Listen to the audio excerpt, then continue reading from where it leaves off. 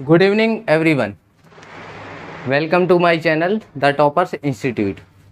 तो कल हमारा ये सवाल रह गया था जिसमें ऐसी आकृति बनी हुई थी। देखिए, तो इसमें हमें दिया गया है पी क्यू समांतर आर एस, पी क्यू समांतर आर एस। ठीक है, ये दिया गया है, ऐसी आकृति दी गई है। कोण क्यू पी टी 115 है, तो क्यू पी और टी ये 115 है। तो एक चीज बताई थी कि जब भी ऐसी समांतर हो, दो लाइनें समांतर हैं, अगर इनके यहाँ जो कोण होगा वही कोण तो यहाँ होगा ना, होगा। तो एक बात बताओ, ये समांतर रेखा है ना, तो ये वाली समांतर है या फिर ये वाली? ये वाली ऊपर वाली समांतर है। कौन सी? R S. देखो आर एस। तो एक काम करो, इस आर को बिल्कुल समांतर रेखा में खींच लो, खींच ली। अब जो 115 कोण यहाँ है वही 115 क्या यहाँ नहीं होगा? इतना बता दो, होगा।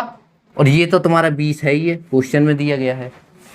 ये 115, ये 115 ठीक है। ये पूरी रेखा कितनी होती है? 180। तो 180 में 115 जाएंगे तो ये वाला निकल आएगा कि नहीं निकलेगा? कितना? 65 निकलेगा। कल हमने सॉल्व करके देखा था तो 65 निकला था, लेकिन हमें शॉर्टकट टिक लगाने से मतलब है, सॉल्व क्यों करें। 115 यहाँ, तो हमने ये देखा कि समांतर है, तो यहाँ भी 115 पूरा होता है 180, तो 65 ये हो जाएगा। पहली चीज़ तो ये निकल आई, ठीक है। अब आप क्या करें, हमें चाहिए कौन? आर वाला पॉइंट, आर वाला चाहिए ना, एस आर और टी, ये इतने कोण का मान चाहिए, ठीक है। अब क्या करें? देखो ये 115 निकला, ठीक है। अब अच्छा एक बात बताओ, बाहें कोण पड़ा है ना, बाहें कोण देखो तुम्हारा ये 65 क्यों निकला? हम ये लिखे दे रहे 61 ताकि समझ में आए। ये 65 वाला क्यों निकला, कैसे निकला बताओ? समांतर,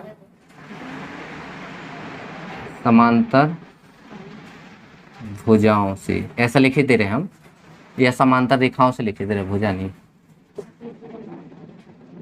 रेखाओं से।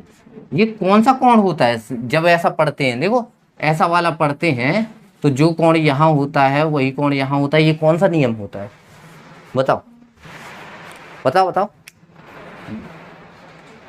दिमाग में जोर डालो, नहीं तो अपने नोट्स में देखो, कहीं ना कहीं होगा। ऐसा नियम कौन सा होता है कि जो यहाँ होता है, जैसे ये बताया था ना, याद है ना, कि जो कोण यहाँ होगा, जैसे अगर ना आया हो ध्यान तो मैं एक तो ऐसे खींच देते हैं, जो कोण यहाँ होगा वही कोण यहाँ होता है ना, होता है। जैसे कोण ए के से दे दें तो ये कोण एक किसके बराबर होगा? मान लो यहाँ 6 है तो कोण एक कोण 6 के बराबर होगा, ऐसा पढ़ा था। ये कौन सा नियम होता है? इतना देख के बता दो हमें, देख के बता दो, वो नोट से बता दो। देखो देख लोगे तो अच्छी बात है, देख लोगे तो अच्छी बात है।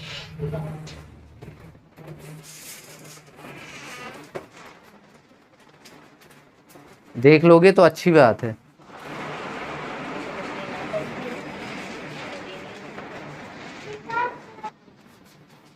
हाँ तो देखिए, बताओ ये 65 निकाला हमने यहाँ, ये बताओ ये कोण 1 है, ये कोण 6 है, ये किस नियम से बराबर होते हैं? इतना बता दो, बताओ बताओ जल्दी।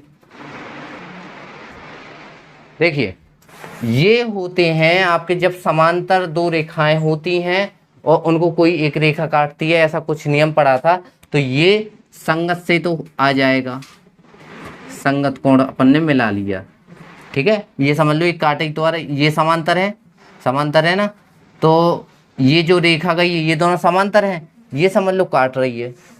मान लो देखो ये काट रही है, ये काट रही है, काट रही है ना, ठीक है। तो ये इससे ये 65 अंश निकला। कौन सा वाला? ये 65 किसका है? देखो आर एल पी या फिर पी एल आर, इसे नाम दे दो पी एल आर।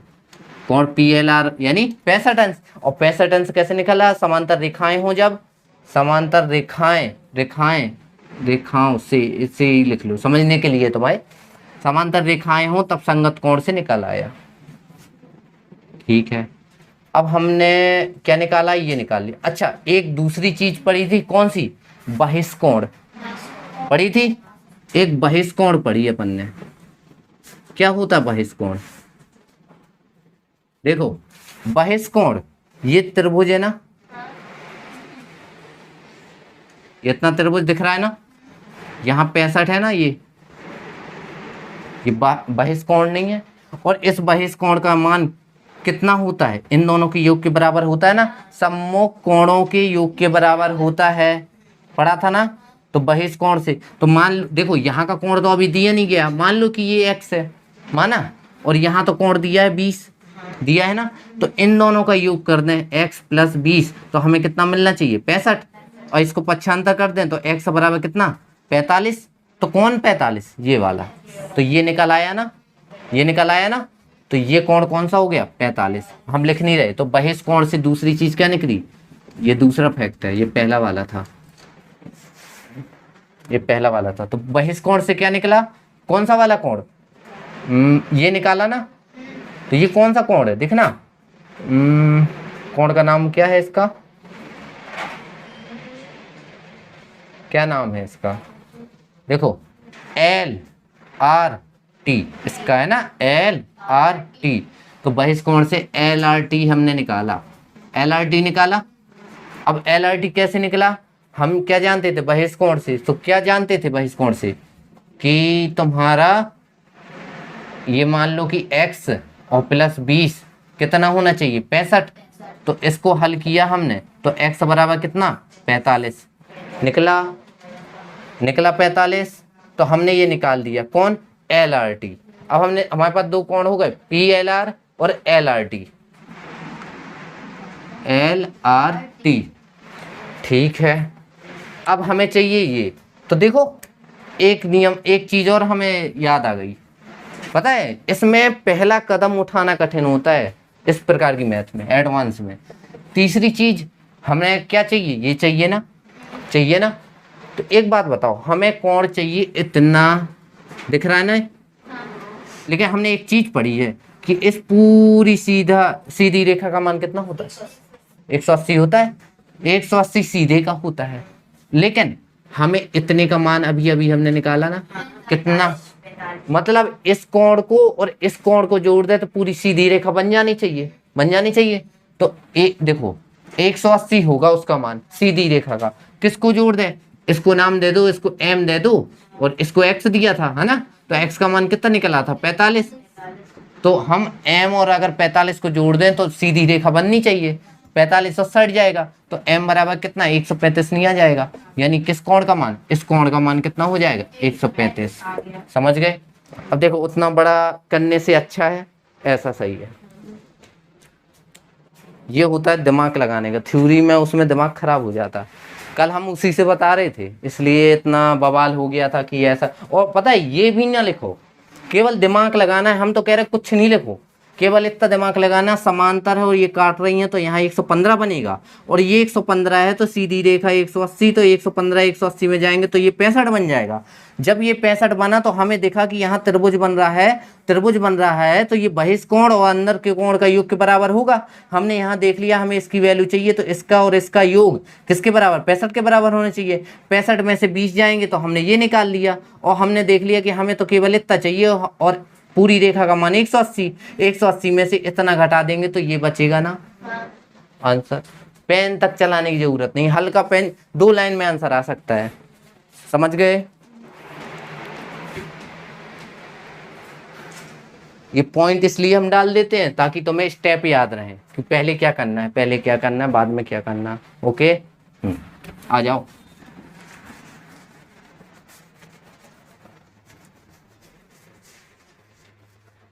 जो चित्र वाले सवाल आएंगे ना एग्जाम में, वो सब देख के हल कोशिश करना।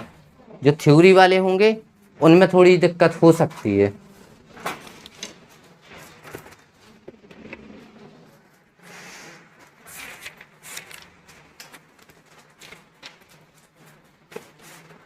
देखो एक अगला सवाल है, इसमें तो हमें नहीं लगता कठिन होना चाहिए। देखो दो ये समांतर रेखाएं हैं और यहाँ इनका सेंटर है, ठीक है, ठीक है। ये है इतना x और ये है b, ये है c, ये है a, यहाँ कोण और यहाँ 30 और कुछ है नहीं है। अब इसमें क्या कर सकते हैं, ये 30 है,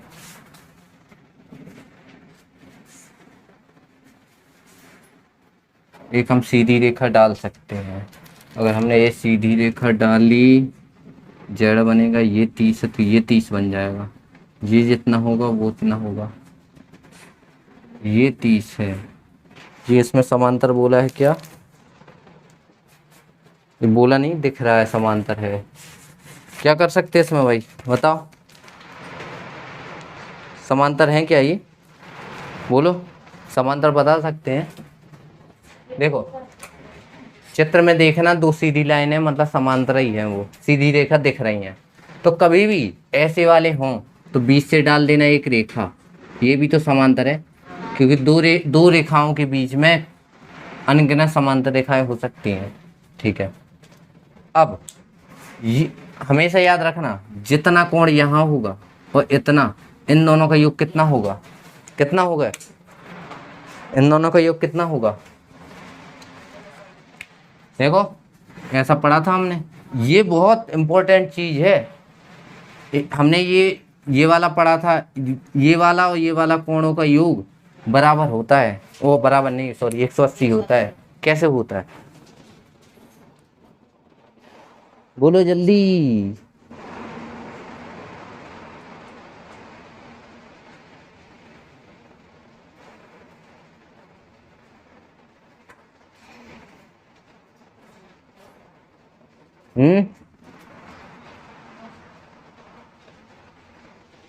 ये कोण अभी देखो ये अधूरा दिया है, लो अब बताओ। अच्छा देखो, देखो दो तरीके हैं इसके हल करने के। हमें तो चाहिए ये मान, x का मान चाहिए ना, तो हमें पता है ये पूरा कितना होता है, पूरा 360 नहीं होगा, गोला बन गया 360 होगा।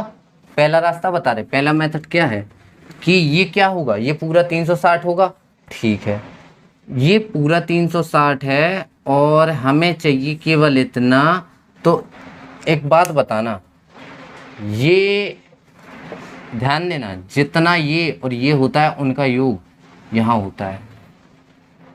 देखो सीधी बात बताएं ये तुम्हारा ऐसा बना है ना, ऐसा यहाँ 45 है, देखो हमने बताया था एकदम जेड वाला मेथड, तो जितना ये होगा तो उतना ही ये होगा ना। अब दूसरा वाली जेड में देखना, ये वाला है, देखो ना, ये वाले में ये 30 है ना, देखो ये 30 है ना, तो ये कोने का कितना हो जाएगा, ये वाला कितना हो जाएगा, ये भी 30 होगा ना। और एक बात बताओ, ये 30 हो गया, ये 45 हो गया, तो ये दोनों मिलके कितने हो गए, 75 नहीं हो गए, 4 और 3 7 और 75 है ना, टोटल 75 नहीं हो गए। अब ये बताओ पूरा कितना होता है 360 का, 360 में अगर हम ये 75 घटा दें तो क्या हमें x की वैल्यू नहीं मिलेगी।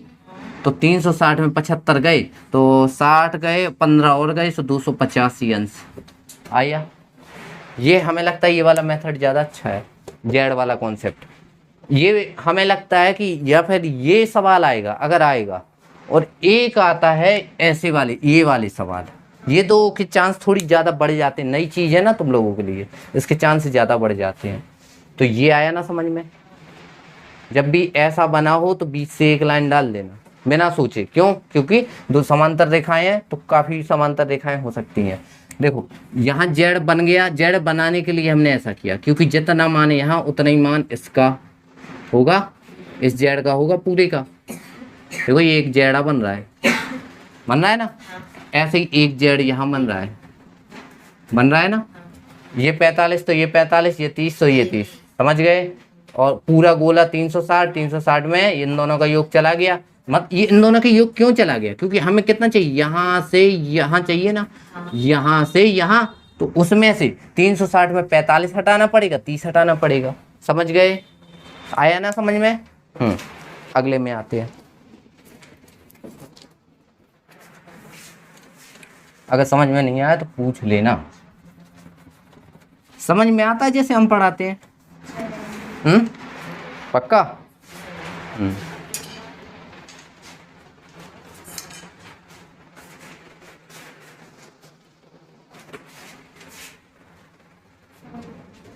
देखो एक अगला सवाल है।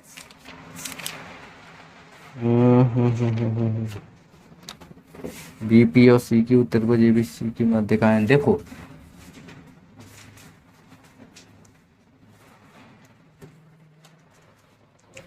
मार कर अभी ये वाला काम है।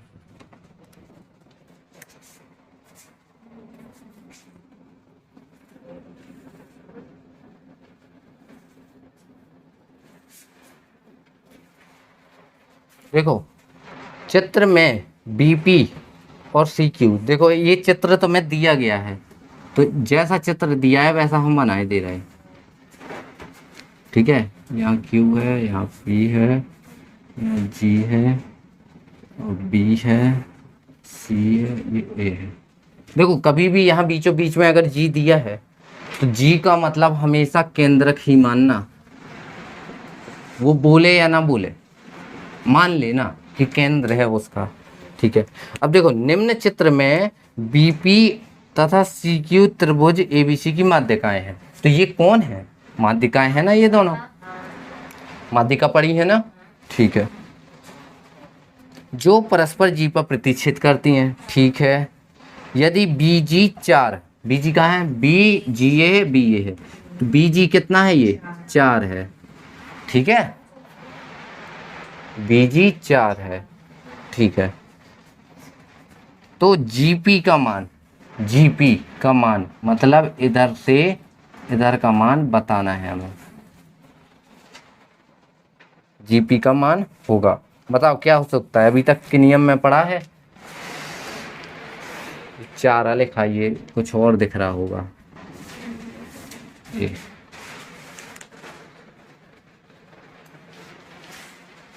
अब बता, माध्यिकाओं के नियम में कुछ पढ़ा है क्या कि ये पूरी रेखा कितनी की होती है?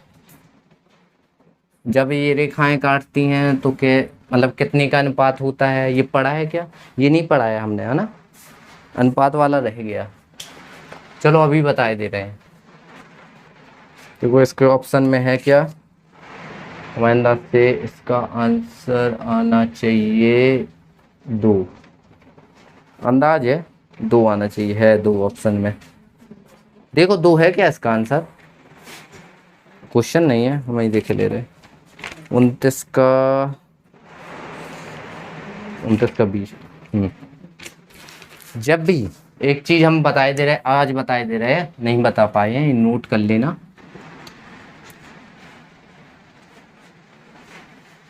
जब माध्यिकाएं एक दूसरे को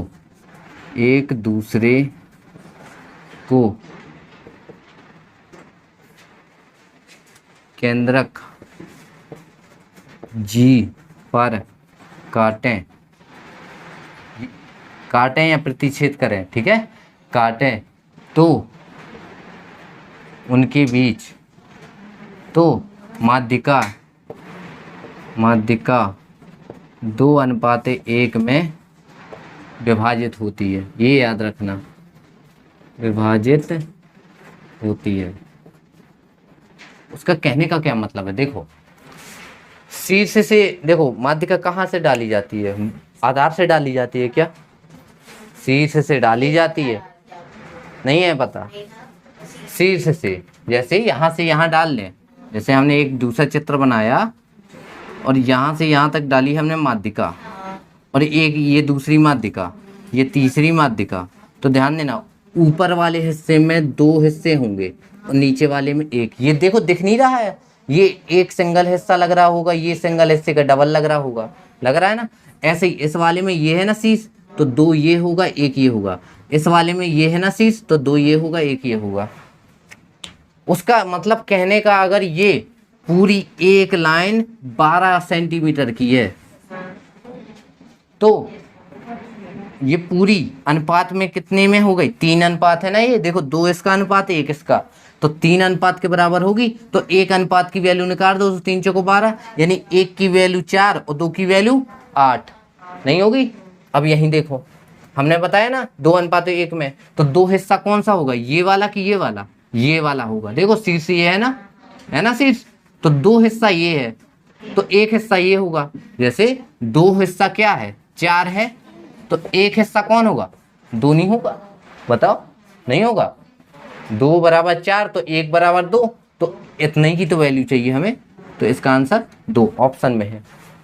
बाकी इसका फुल डिटेल है, शायद बहुत इसका डिटेल है कोई, बस हमने तो बता दिया कि शॉर्टकट सीखो, ठीक है। बस अगले सवाल में आते हैं। ये याद कर लेना, जब माध्यिका एक दूसरे को केंद्र जी पर काटे तो माध्यिका 2 अनुपात 1 में विभाजित होती है, ठीक है। बस कुछ ऑप्शन के अकॉर्डिंग, तो जब भी तुम्हें कोशिश करना कि ऑप्शन से ही हल कर लो, ठीक है। अब बताते हैं निम्नलिखित में, हाँ देखो एक क्वेश्चन है पाइथागोरस ट्रिक, कल हमने पढ़ी थी पाइथागोरस, कल हमने एक सवाल भी हल किया था। अब उसमें पाइथागोरस ट्रिक क्या कहलाती, वही ट्रिपलेट्स ही कहलाती है। जो ट्रिक है ना पाइथागोरस ट्रिक, क्या होती है पाइथागोरस ट्रिक। तो कल हमने इसका एक एग्जाम्पल दिया था, जैसे 3, 4 और 5, ये एक बनी थी। ये क्यों बनी थी, इन दो भुजाओं के वर्ग का योग इसके वर्ग के बराबर था, ऐसी था ना, तब ये बनी थी। मतलब कहने का क्या है कि 2 भुजाओं के वर्गों का योग तीसरी भुजाओं के वर्ग के बराबर होगा, तब ट्रिपलेट होगा। कौन सा ट्रिपलेट, पाइथागोरस ट्रिक का ट्रिक बनेगी, ठीक है। अब इसमें हमें एक क्वेश्चन क्या देखिए, पाइथागोरस ट्रिक देखनी थी। तो पाइथागोरस ट्रिक का मतलब होगा 2 भुजाओं के वर्गों का योग तीसरी भुजा के वर्ग के बराबर होगा, ठीक है। अब इसमें एक क्वेश्चन है जिसमें कहा गया है कि इनमें से कौन सी में पाइथागोरस ट्रिक वर्क करती है, सीधी सीधी बात कहें कौन सी पाइथागोरस ट्रिक है। 5, 12, 14 और 3, 4, 6 और 2, 2, 4। देखो पाइथागोरस ट्रिक जब भी पहचानने के लिए बोल दे तो घबराना बिल्कुल नहीं है, तो यही हल हो जाएगा। देखो नीचे से हल कर रहे हैं हम, हमारे तो दिमाग में है, हमारे दिमाग में है कि पाइथागोरस थ्योरी लगनी, मतलब थ्योरम लगनी है, प्रमेय लगनी है। पाइथागोरस होता क्या, 2 भुजाओं के वर्गों का योग तीसरी के वर्ग के बराबर होगा। तो देखो कोई भी 2 ले लो। हाँ एक चीज़ और, हमने एक चीज़ और बताई थी, ऐसी वाली सिचुएशन में इन 2 भुजाओं का योग इससे बड़ा होगा, कर्ण इससे बड़ा होगा ना। तो ध्यान करना कि जो इसमें बड़ा मान होगा वो हमेशा कर्ण हो, ओनली कर्ण होगा, जो बड़ा मान होगा वो कर्ण होगा। तो इनमें बड़ा कौन है, ये है ना। अब देखो 2 का वर्ग प्लस 2 का वर्ग, यही करेंगे, 2 का वर्ग प्लस 2 का वर्ग, मतलब 4, 4, 8 और 8 इस साइड का आया और 4 चौके 16, क्या 8 बराबर 16 बराबर आया। उसका क्या होता है, देखो एक लंब एक आधार मान लेना है। तो 2 का वर्ग, एक मिनट यहाँ देखो, 2 का वर्ग प्लस 2 का वर्ग बराबर होना चाहिए 4 का वर्ग। तो इसका 4 इसका 4 मतलब 8 और इसका 16, तो क्या बराबर है, नहीं है। तो ये वाला ऑप्शन गलत। अब इसमें आते हैं, यही हल कर दें। देखो 3 तिरका और 4 चौके बराबर कितने, 36 के होना चाहिए। क्या 16, 9, 36 होते हैं, नहीं होते हैं। तो ये वाला भी कैंसिल हो गया। अब इसमें देखो जो बड़ा हो तो उसे क्या मानना है,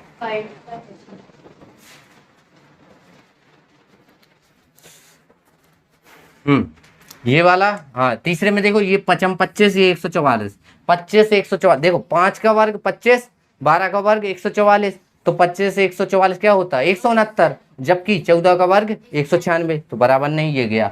जब भी हमें पता चल जाए 3 हमारे ऑप्शन गलत है तो चौथे तो लगा देना है, ऑटोमेटिक लगा देना, लेकिन फिर भी हमें चेक करना। सो देखो 25 और 144 169 होते हैं, तो कौन सी ये पाइथागोरस ट्रिक, ये वाली 5, 12 और 13 एक ट्रिक होती है। सो देखो 5, 12 और 13 ऐसा भी याद कर लेना। एक होती है तुम्हारी 3, 4, 5, एक होती है 5, 12, 13, ऐसा समझ गए।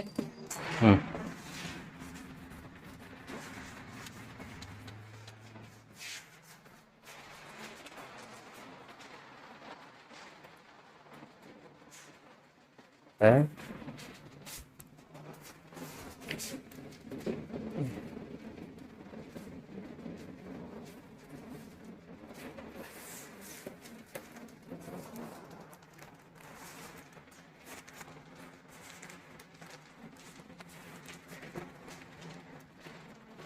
देखो उसने कहा एक सवाल है, एक समद्विबाहु त्रिभुज एबीसी बनाइए। समद्विबाहु मतलब दो भुजाएं बराबर होंगी, ये दोनों बराबर हैं, ए बी सी बनाइए। इसमें ए बी और ए सी बराबर है, तो देखो ए बी बराबर किसके, ए सी के, ठीक है। शीर्ष ए से शीर्ष लंब ए एल खींचे, तो शीर्ष लंब ए एल खींचा हमने, इसका नाम एल, और जब भी शीर्ष लंबे की बात हो तो ये तो 90 हो ही गए, ठीक है। और निम्नलिखित कथनों में से असत्य छांटिए, तो देखो एक ये कथन दिए गए हैं, इनमें से कोई एक गलत होगा। बी एल और एल सी,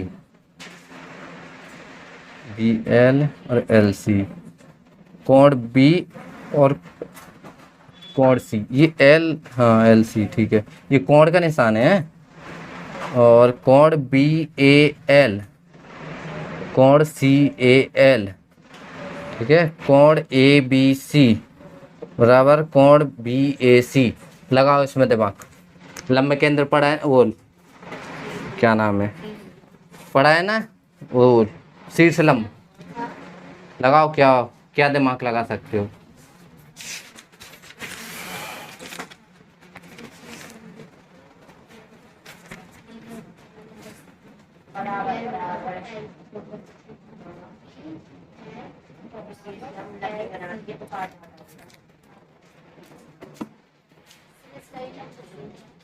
ये नंबर सही है।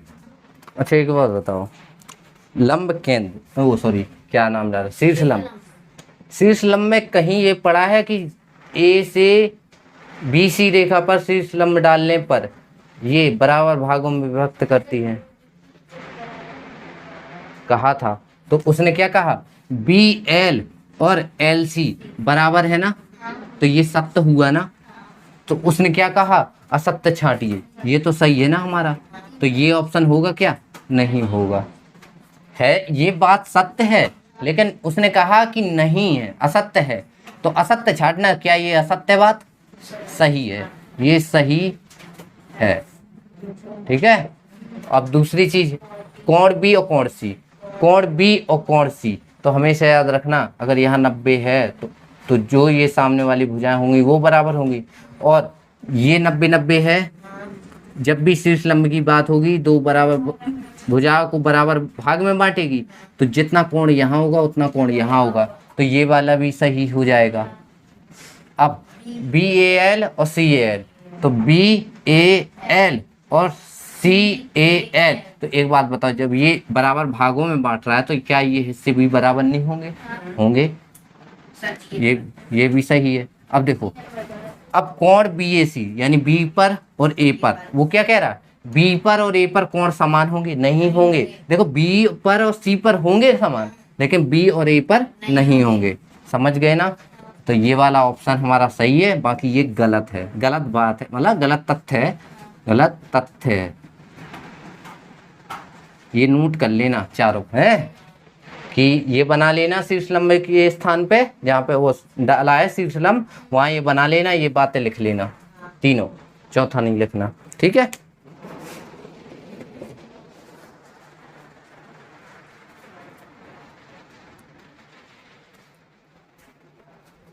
अगले में देखते हैं।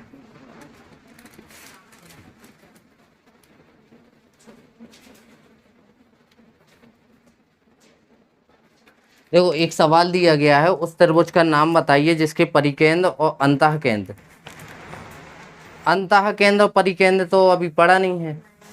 तो देखो परि का मतलब ऊपर, देखो दो प्रकार के त्रिभुज होंगे, हम बताए दे रहे हैं, हाँ जानकारी बस के लिए बताए दे रहे हैं, क्योंकि इतने सारे सवाल एक ही नंबर का आना है। देखो एक होगा ऐसा त्रिभुज जिसके ऊपर वृत्त होगा, और एक होगा त्रिभुज ऐसा जिसके अंदर वृत्त होगा। तो ये जिसमें वृत्त ऊपर हो तो इसको कहेंगे परिकेंद्र, और ये कहेंगे अंतः केंद्र। समझ गए, इतना याद रखना। अब उसने क्या कहा, उस त्रिभुज का नाम बताइए जिसके परिकेंद्र और अंतः केंद्र एक ही होते हैं। तो ध्यान करना, उसने कहा एक ही होते, एक ही किस में होंगे। देखो त्रिभुज तो दोनों बराबर होने चाहिए, जब तो एक ही होंगे, क्योंकि केंद्र तो एक ही होंगे। और कब होंगे, जब ये तीनों भुजाएं बराबर होंगी। कौन सा, समबाहु होगा, जब समबाहु त्रिभुज होगा तब ऐसा संभव है। देखो इसमें ऑप्शन भी है, ये तुमने लगाया भी तो है, समबाहु, ठीक है। और ये अगला बताना है, नहीं बताना।